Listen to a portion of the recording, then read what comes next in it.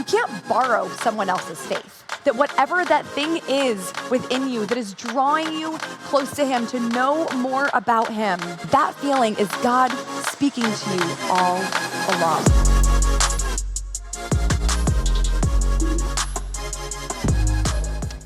Good morning. How are we feeling? Good, good. Hey, can we give that for a live stream? I don't know if we've made some noise for them this morning. Welcome, welcome. You know, I hear every week, like, hey, I listen to you, I watch you on live stream, so I just want to say, I'd love to see you in person. So, hey, hello. But come on down, because this is a good group of people, right?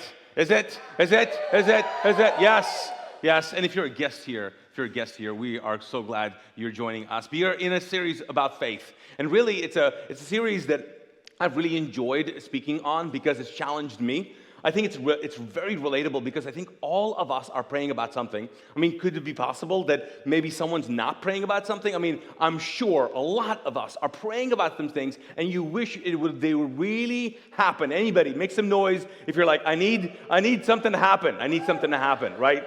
Right? Anybody needs something to happen, right? Of course, yeah. Because we're trying to figure out what God is up to.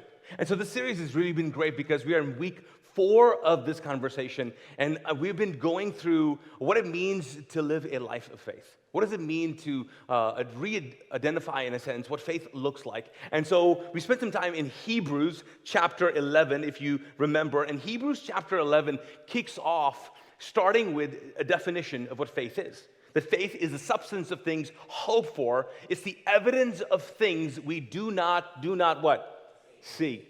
And week 1, we talked about the reality that most of us, if not all of us, we don't need faith if there's nothing to hope for. Like, you don't need your faith to be activated, and you don't need to act on your faith if there's nothing to hope for. Because if it's the evidence of things hoped for, and if you find yourself in a place, in a season maybe, you're like, I'm trying to figure this out. College was crazy, but now I'm like in this single season. I'm not quite sure what to do here. And you're like, you were hoping things would work out a certain way during your college years, and yet now you find yourself in a weird space. You're like, I'm not quite sure. Maybe some of us, I was talking to a person recently talking about how they, were engaged for a year, and then after engagement for a year, it just fell apart. That's tough, isn't it? You're hoping for something, and then it falls apart. And you're like, I don't know. So many of us hope for so many things. And then when things don't work out, we lose hope before we lose any kind of faith. And so, what would it look like for us to reimagine what it could be possible that if we hoped again? So really, that's why we call this series The Expanse, because what I'm trying to do is just expand our mind, in a sense where expand our faith. But it starts with, number 1, erasing some of the boundaries that hopelessness has put around us. Boundaries that say, I'm not going to go this way. I'm not going to hope this much. I'm not going to pray or believe this far in advance. I'm not going to go for something this big because I'm not quite sure if it'll work. I want you to erase that boundary in your life. And then I want you to expand your imagination. Imagination of maybe my life, maybe our life could move in a very different direction. And then I want you to activate the faith that you have. Because again, we need faith if we're hoping and believing for some things.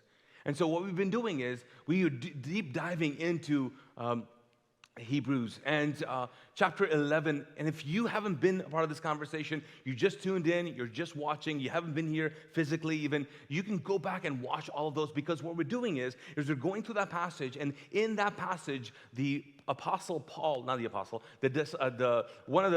actually he was apostle. Yeah, he was. I'm like, disciple, apostle? You know Paul, you know that guy. Okay.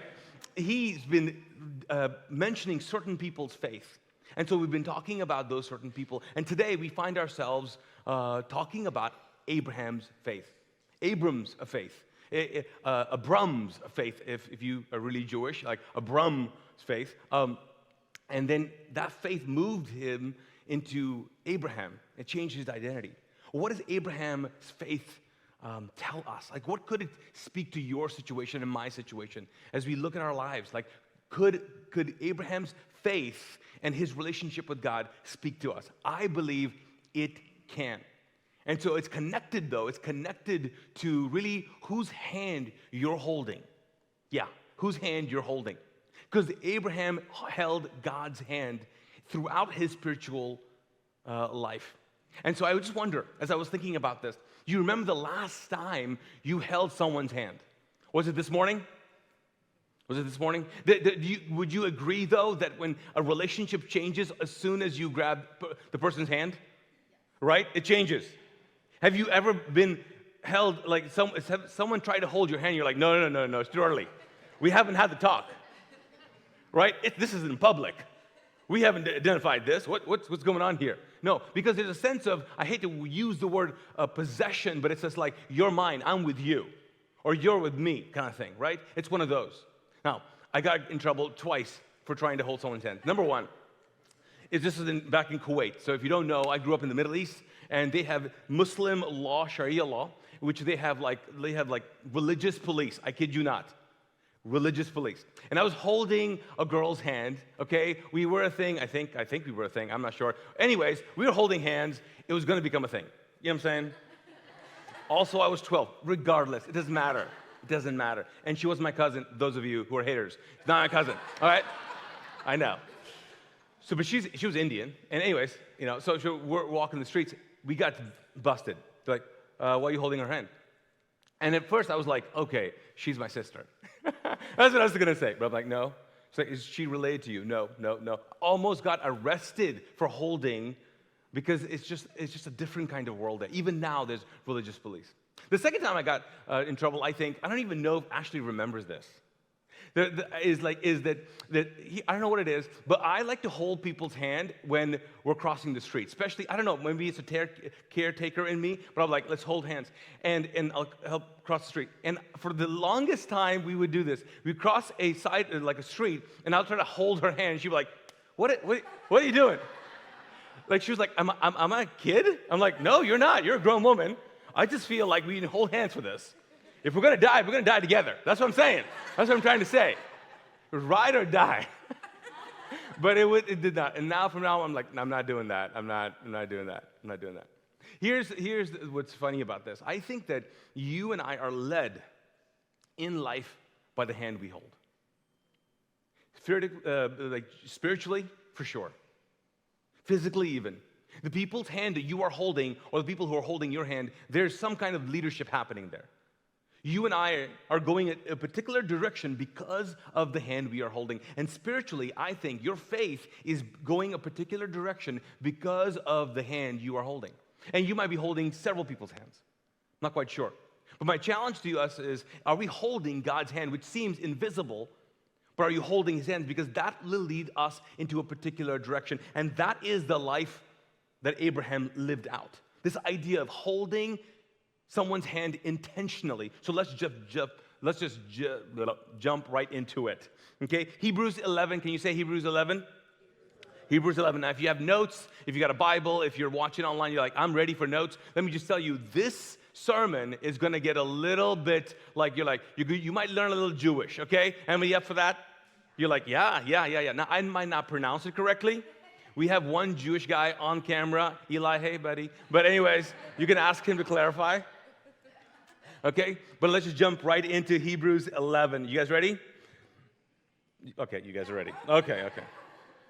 All right, Hebrews 11, verse 8, it says, it was by faith that Abraham obeyed when God called him to leave home. Leave what?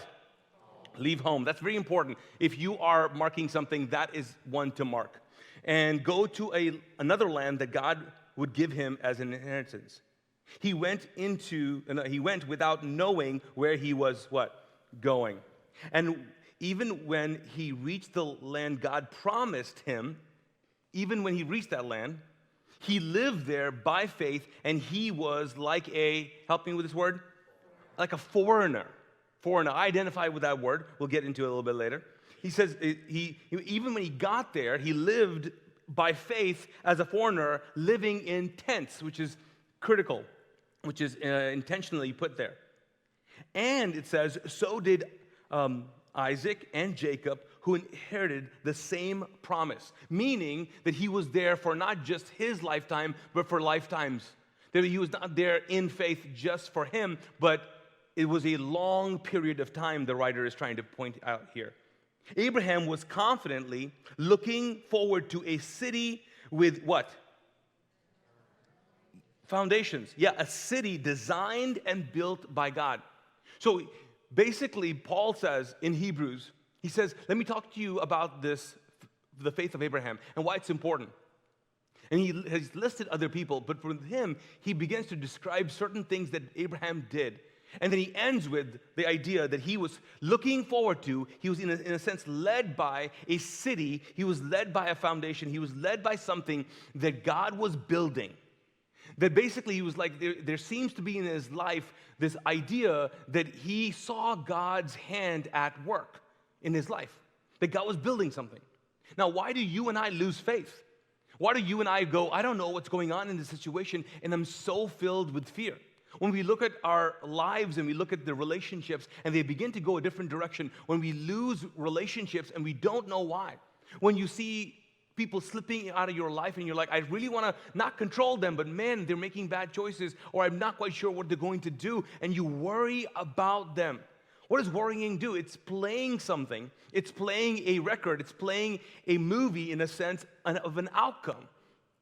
It's basically saying, okay, I think this is going to happen, so I'm worried about this. And yet Abraham seems to be this guy who sees continually that the hand of God is building something.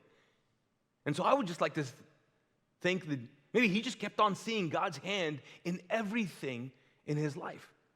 Do you and I see God's hand in the things that are affecting us?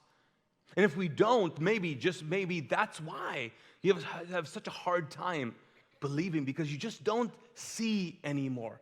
And yet, Abraham's faith calls us to believe. Now, what does it look like? Well, what I want to do is I want to give you a couple of points, okay? First of all, I say this all the time. Sometimes my talks are just talks, okay? They're pointless, okay? There's no points. But today is a different day. We're going to have some points, okay? So if you're like, I want to write something down, okay? I think of people like, Lynn Vickery, who's like, give me something to write down. This is for you. This is for you, okay? Okay, first point, okay? Leave home. Leave what? Leave home. Okay, so let's go into the actual account of what Abram did. Genesis 12, God and him are talking, and the Lord said to him, leave your native country, your relatives, and your father's family, and go to the land that I will what? Show you. Now, this is hilarious, but but he starts off by saying, leave home. I want you to leave home. And then he says, I will make you into a great what? A great nation. I will bless you and make you famous, and you will be a blessing to others. I will bless those who bless you and curse those who treat you with contempt. All the families on earth will be blessed through you. So Abram departed as the Lord had instructed, and Lot went with him. Again, if you're taking notes, if you're one of those people, you're like, what is Lot in the story? Lot's in the story for a reason. And Lot went with him. So Abram, what did he do? He was 70, what? He was how many years old? 75 years old when he left Haran. 75. I'm calling it a day. Like at 75, I'm like, at 70, I'm out. I'm good, guys. Like, I don't want to make any road trip. Have you, first of all, okay, with all kinds of respect to all kinds of people, because I just met someone here who's 80-some years old, sweetest lady, okay, but traveling with old people, let's just talk about that. That's just that, right? Right? I believe there's a certain age you travel well. If you're a kid, you don't travel well. No, or at least we don't travel well when you're there. How about that? Okay? True confession here, okay? We're stopping for everything and every time, and someone's pulling something, and what's wrong, and blah, blah, blah, and you're like, I'm going to throw you out of the car, right? And then you get a good age. Everybody's good. They can take care of themselves. It's all good. You can control your bodily functions. You're good. Then, I know I'm getting there, friends. I'm getting older, so I know I'm going to get to a point where like, hey, I got to stop. I can't control anything. Okay, so I'm going to be at an age, again, you can't travel with. Here, God says, here's what I want you to do. I want you to take a road trip, but here's the cool thing about it. I want you to leave home. Leave home. Like spiritually leave home. I want you to physically leave home. I want you to emotionally leave home. For some of us, you're like, what does that look like? In our Western world, it's not like, hey, go to college, oh, get a job, oh, just move out. Move out and get your own place. It's not that. It's not like, hey, you can't kind of launch out. Just move out of our house. No, it's not that. He's saying, I want you to move out of your relatives. I'm going to leave home. Like, don't leave the house. Don't leave the city. No, I want you to leave town. No, I'm telling you, you're going to leave the country. The word there, when he says home, is the Jewish word beidov. Can you say beidov? Beidov. It means your whole life, the ability to come back for Thanksgiving. It's like you're leaving, in my language, it's called khandan, which sounds cool, doesn't it? Can you say, you want to say that? Khandan. You're like, you guys, yeah, sounds cool. Yeah, okay. It's not a cuss word. It's khandan. It's real. It's a real word. Okay, but it's leaving everything. And here's why this is so important, though. Because when he says leave home, he's like, leave everything you know. Leave what you've been building and move. Go. Leave home. And that, my friends, is where some of us just stop. We just go, no, I'm not leaving what I'm building. Right now, your faith might be calling you to get out of your status, in a sense, your financial status, your relational status, your spiritual status, whatever status you have, and God wants you to leave home. Now, I'm not saying that this is a sign like, okay, you need to just leave. I'm just saying maybe your faith is calling you, hey, you're getting so comfortable. You're building something yourself. You're surrounded with so much comfort. I think I need you to leave home if you're going to see God work in a profound way in your life. He says, leave your bait off. Leave what keeps you secure. Leave the sense that you have. And I want you to go. And you might go, man, that is a huge risk. Huge risk. And I get it. I get it. And Abraham got it too. And let me tell you why he got it. When he heard leave home, he knew it was not just, hey, across the street, like leave. The problem with that is that he was leaving any sense of legacy. Let me explain. So Abraham had two brothers. Okay, let me make sure this is right. Okay, Nahor and Haran. Two brothers. So these guys were three guys, right? Now I have two brothers. I'm the second one. So Abraham was actually the oldest. All of those two brothers had, one of them died, but they had daughters. Now, this is going to get weird because you're like, okay, who is he marrying here? Yeah, it got weird here, okay? So that's why if you ever heard the story that Abraham said that that's my sister, I'm related to her and all that, this is where it gets really crazy. Because his oldest brother's daughter, there were two daughters, okay? The two daughters, it was Milcah and another girl, Ishka, but Jewish philosophers say that Ishka was really Sarah. So are you with me? So you've got this younger brother who dies. Oldest brother is Abraham. And when the dad dies, you've got these two sisters. Again, some say there are three. If you read the chapter right before, it says three because Ishka is in there. But people are like, okay, so where does Ishka come from? And if you look at genealogy, you go, okay, where does Sarah come from? And all that. How did that work? They believed it was actually two. And so what happens is that Abraham says, hey, so he talks to his other brother and he goes, hey, listen, so we need to marry and to bring them into our house. And he does it. But Sarah is barren. Now, what's really fascinating about this, friends, and I don't have time to unpack this. In fact, there's a great project called the BEMA project. If you're online, I put it in my notes there. They'll give you a link to it. It's called BEMA project. And they break this down, and it's so profound because they believe, they're Jewish philosophers and commentators and scholars, they believe that Abraham knew when he married Sarah that she was barren. and he did this as a sacrifice. So he does this. And I just want you to know the context of what's happening here. So he picks the one who is barren on purpose. But he wants to keep the family together. Abraham was all about family. That is why God, when he tells him, hey, leave and go do this, he promises him all these things connected to family. What does he tell him?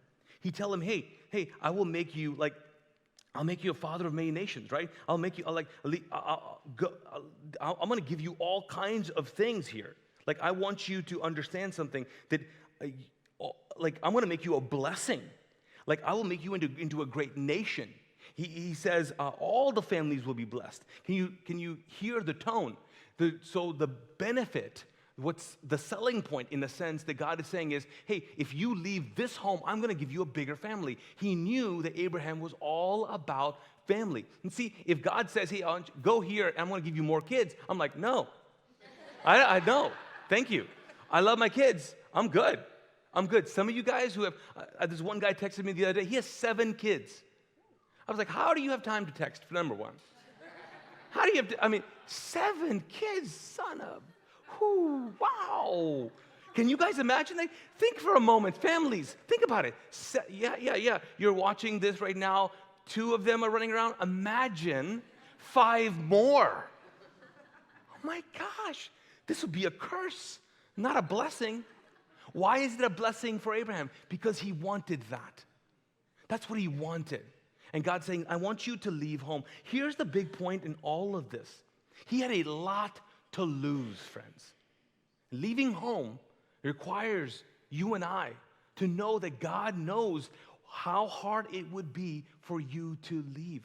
And that's why it says Lot went with him.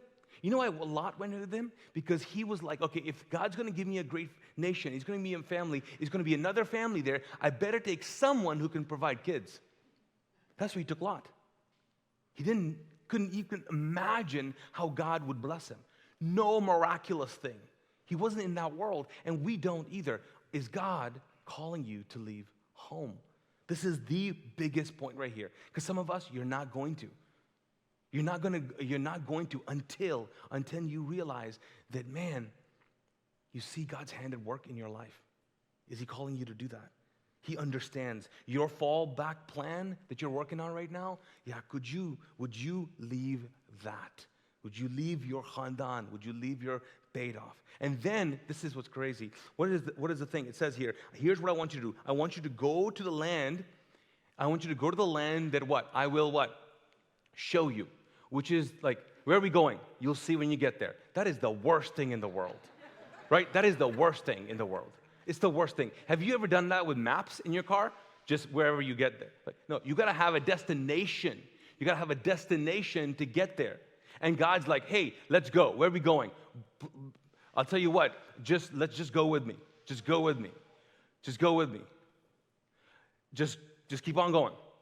It is the worst thing. But again and again, God says, hey, I want you to just go. Just come on. Like, it basically, God says, I want you to go in this direction and don't worry about the destination. How many of us like to be blindfolded? Anybody? No one. If you are, I gotta talk to you about this, okay? I gotta talk to you. I don't like it. Like, I've seen people blindfold and surprise. First of all, I don't even like surprises, okay? Because I'm always like disappointed. I just am, okay? I don't know why. Not that it's happened. I'm just like, I've been around. I'm like, where are we going? The other problem is when you blindfold me and you take me, I can figure it out. How many of you can figure it out? You're like, I know.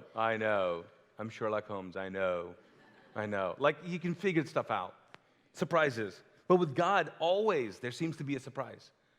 God always seems to say, hey, I want you to leave here, go there. Where are we going? You'll find out. It's going to be awesome. See, don't tell me it's going to be awesome, because awesome is not a destination. I just need to know where. And he says, I'm going to show you. What's interesting about being blindfolded is it requires immense amount of trust in the other person. If you're holding someone's hand and you're seeing where they're going, that's one thing. If you're holding someone's hand and you don't know where you're going, What is that? The only thing you can do is either trust or not trust them. And it seems that with God, he always says, I just want you to trust me. Tell me where I'm going. I'm not going to tell you. I'm not going to tell you right now. I'm not going to tell you. I'm not going to tell you. Because I don't think you could understand where you're going to end up. I don't think you can. Even if I told you, you wouldn't understand it. If I gave the answer to that question, you'll have so many more questions. For example, the way we understand this is this. If you have anybody in any industry, art, education, entertainment, business, there are people in your life like that you admire, those people in your world. You're like, I admire this person. If you were to sit down with them and say, hey, how did you get to this moment? When did you decide that you were going to get here? Would they have an answer? No. They would not have an answer. They would most likely say, I did not know I would be here. Wow, I did not know I would be doing this. Being this, having this kind of opportunity. I never thought of this level of success. I never thought of getting here in this moment. And if you were asking, so how did you get to this moment, in this place in your career? The only thing they would say is, I just went in a particular direction. They just went in a particular direction.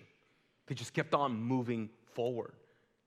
And they changed directions, but they just kept on going in a particular direction. I think some of us, our faith is connected to the fact that we have stopped. We're not moving until God shows us something. And that, my friend, is what's going to paralyze you. It's paralyzing because God doesn't show you. He just says, I want you to move. I want you to just go this particular direction. So, could God be speaking to you today about this? Third point, live in insecurity. Yeah, live in insecurity. Now, it's not cool to say that, but do you remember what Hebrews reads? How does it say? It says that Abraham, when he reached the land God promised him, he lived there by faith, for he was like a foreigner living in tents. And then it explains the generation that actually lived in that continual state. I want you to understand something, and this might be a little bit more deeper than maybe you're used to, but I want you to know that part of going after God and following him and holding on to this invisible hand and moving in a particular direction is continually managing the tension of anxiety and the level of anxiety in your life. Because if you're going to move towards God, you're going to have to decide to live in continual insecurity. Insecurity, and you're like, okay, this is not the message I want to listen to. But I will tell you right now, it is the message in the scriptures. There is always a sense of insecurity. Not because there's a sense of, I'm not quite sure. The reason why the writer says, hey, he lived as a foreigner, because foreigners understand what it means to live in insecurity. Now, we have this thing called national security, right? What is it? Basically, the concept is it provides the nationals of that country what? Security. So national security is for the nationals. Foreigners get insecurity. They don't get that. Now, I identify with that because I've lived as a foreigner for most of my life. Like, I grew up in Kuwait, but my parents are Pakistani. So we were expatriates, as in we were not, by law, had any ownership to that land. Just because I was born there, I still couldn't own anything there. Most of the Arab world lives like that. You are consistently a foreigner living there. You're consistently, in a sense, living in tents. And I understood living in tents because the metaphor right there is like you don't have a place to settle down, and this is it, and we're not moving, and we're not going anywhere. It's this idea of in Kuwait, in the Middle East, you are there as a foreigner because someone sponsors you. And as soon as they stop sponsoring you, you got to pick up your tent and go back home. So there's a level of insecurity. There's a level of security when you are in a country that says, I am its citizen and I'm here to stay. And when people are here to stay, they build things, they settle down, they go, this is it. this is it, and we start building stuff. But foreigners don't do that. Foreigners live and they work a certain place, and then they go and they work a certain place, and they don't have this mentality of building buildings, but living in what? Tents. And spiritually, friends, if you and I move to a place of just wanting to settle and build buildings, we will end up with so much more religious institutions. Because that's what's happened. People have moved into a place and settled, and they go, this is my security, this is what I believe, and you guys are wrong, and you are wrong, and you're wrong, and they are so confident in their theology and doctrine. That's why some of you're like, that's why I like this place. You know why? Because you guys are foreigners. Because you're spiritual backpacking. You're like, you know what? I lived in this. And you build some things, and you're like, there's a sense of security, but it's hollow. And then the scriptures tell us that Abraham held God's hand, moved in a place where he continued to live as a foreigner. Not just him, but his kids and his kids. For generations, they lived as foreigners. I think there's so much power in understanding that. Knowing truly that this world is not it. Like, this isn't it. If you're like, this is it, this isn't it. This isn't it. Like, this is but a fraction of your life. Like, there's going to be a time in eternity that you're going to be like, you remember when we were on earth? What was that all about? This is so much better, by the way. You're going to forget the things that are worrying you to death. This is but a moment. That's why the writer continues to say, hey, I just want you to know. I just want you to know. In Philippians, he says, we are citizens of another world. We are just, what? Passing through. First Peter says this. He says, we are temporary residents. We're not here forever. And so he says, a life of faith says, I'm going to live in this perpetual sense of insecurity. Not that God's not faithful. No, not at all. But I'm not going to put walls up and build something for myself to keep me secure. I'm going to continually move in my faith. So if you find someone that is just so secure in their faith, chances are they have a very small world. They have a very small world. But people who are moving with God are continually insecure. They're like, I don't know what's going on. I have no idea what's going on. It's fun, though. I don't know how it's going to work out. I have no idea. Because you're the ones hoping for something that is invisible. It's bigger than them. So, what does that mean? That means for some of us, we have to leave home. For others of us, that means you've got to head to somewhere. Not there, but somewhere. You got to move. And for some of us, it means, all right, can you choose to live in a sense of, I'm not quite sure, I'm insecure. But you might go, I just want to settle. I just want to settle. Do you really want to settle spiritually? Do you? I mean, I know a lot of people who have. But with Jesus, it's never that. You're moving. We're moving forward. We're going. How did he see this? How did Abraham see this? How did he do this? He saw God's hand. He saw God's hand. He saw God's hand because it was the hand that he was holding.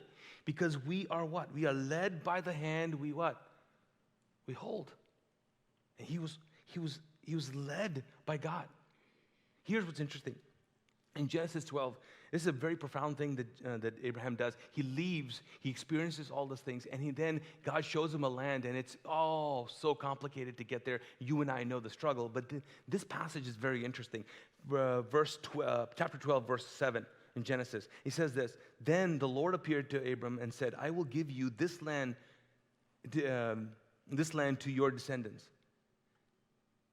And Abram built built and what? Help me out. An altar there and dedicated to the Lord who had appeared to him. He built an altar. Now, if you follow the Jewish kind of story of creation, Jewish minds right there, this is the first time an altar is being built to God and not to people. Because the history of the Jewish people will build is when they settle, they build altars of themselves. The Tower of Babel was one of those. If they always continue to do that. When we settle, humanity settles, what happens? Sky rises, what? They go up. That's just how we do stuff. Here, fundamentally, Abraham's faith causes him to do something that is very different. I just want you to know that. He builds an altar to an invisible God, and he builds a reminder, and this altar is not like ordained, or it's not like, oh my gosh, it's amazing. No, it's basically rocks. And if you've ever heard of the term Ebenezer rocks, it's like rocks of remembrance. And this is the first time he built this altar, and this is what happens. And then you see Jewish people begin to build altars everywhere they go. Why are they doing that? They're doing that because building an altar to the Lord was, I am going to write this down, I'm going to put this in place to remember God was faithful. For some of us, it's not because you have lost faith, it is you have forgotten. You've forgotten how good God is. You haven't lost your trust, you've just lost your memory. You just don't remember. But if you and I would make sure we write down and make sure we built these altars in a sense, and it could be anything, a reminder, a journal, a something, I'm not quite sure. You pick a stone, something to say, I remember, and I will always remember when God showed up here. I will always remember when God showed up here. Could you imagine if you had all these altars of remembrance? How strong your faith would be. Because here's the thing. When you are moving, being led by an invisible hand, you have only but altars to remind you. Because you look back and go, I remember that, oh, I remember this, or I remember this, or I remember that, or I remember this. Let's take a picture of this, let's remember that, let's remember this. And when you remember, you move forward with God. So, my question is, man, would you create an altar? Would you do that? Would you do that? Now, for us as a church, we've been in a conversation about this idea of like us wanting to do some invisible, amazing, oh my God stuff. And that means us raising $500,000. And this is the first campaign we've done since COVID. Now, we've done amazing campaigns and that people have given generously. And let me just tell you, you're sitting in an altar of remembrance. You're sitting in an altar. Because every wall in this space, friends, is covered in Scripture. Before everybody else came and the construction crew came in to build, we put Scripture on all the sheetrock and all the framing. This was an altar to remember God was faithful and is faithful. And so we want to build another thing. And this is something that I believe that God is calling us to, but it's causing me to live in insecurity all day long. So anyways, we have a video, and this video will show you what we're thinking about. Maybe you've seen it before, but let's cue the video. Let's watch this for a second. All right, so here we are. Yes, what is this place? You're probably wondering. Let me show you around. You see all these cars, you see all these trucks. What about all this stuff? You're like, what is this? By the way, is that your Porsche, Naeem? No, it's not. I wish. Still praying about that one, but no, it's not. All this stuff actually belongs to different people because we've been able to use this space. And by the way, this is Mosaic space. We got this in the middle of a pandemic and then turned it into its big storage unit, basically for people to rent out and put their stuff here. And so this has been really great because it was a solution to a problem that our community, our city has, because people need a place like this. This was not the only place during the pandemic that we used strategically. We've used all our facilities in a very practical way to serve the needs for our community. So check out what the Hope Center looks like during the week. Check out the foyer. Look at this. I mean, did you know that it looked like that? How about, let's go to the classrooms, the kids' classrooms. Look at this. Look at all that stuff. What's going on here? Look at the auditorium. Let's look at the loft here. Wow, what's going on? Well, what's going on is that there's a Montessori school that rents out our facility, and they meet here. And they will then be cleaning it all up for the weekend. Yes, it seems like a lot of stuff. And guess what? It is. In fact, do you remember our next generation space? Yes, we converted that space, and now let me show you this. Yeah, the school uses this as well. In fact, other churches uses our facilities, organizations use our facilities, and in the middle of the pandemic, we were able to actually help launch 2 other churches because we use our facilities for good. Well, why am I telling you all of this? Because what I am standing in right now, we want to turn into a gymnasium. Yes, see, a gymnasium for our community to use for different kinds of sports: volleyball, soccer, basketball. And we've got a school that wants to partner with us. So how do you and I step into this? How do we partner? Well, we want to raise $500,000. Yes, 500K, people. Yes, we want to do this, and I think we really can. Actually, I know we can if we do it together. And so I want you to partner with us, and let's invest in the future, and let's be the church that creates spaces not just for ourselves, but for other people. In fact, we want to actually go after another space as well. I know you're like, what are you doing? Well, here's what we're trying to do.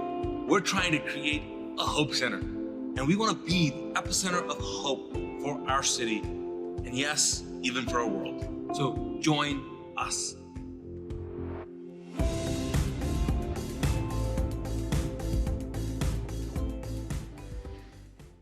Man, yeah, so it's exciting.